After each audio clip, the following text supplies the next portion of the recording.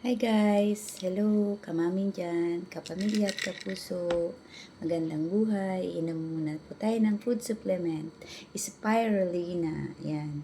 Pang-boost po siya ng immune system. Yan. Umaga-gabi ko po siya iniinom. Minsan po 3 times a day. Para ano po siya, nakakaramdam po tayo ng mga masakit-sakit.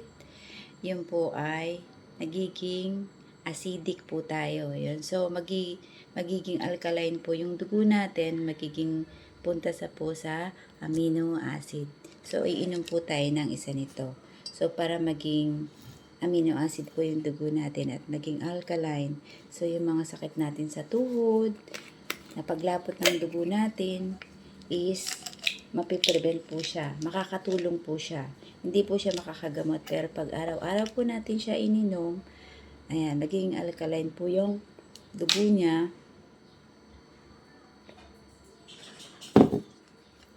Para maiwasan po yung paglapot ng dugo at magiging acidic po yun. Kaya po sumasakit ang ating mga tuhod. Yan. Lalo na po yan sa yung anong tawag dito?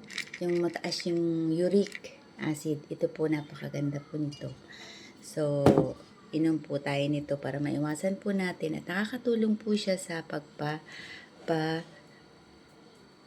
labnaw po ng dugo. Ayun po.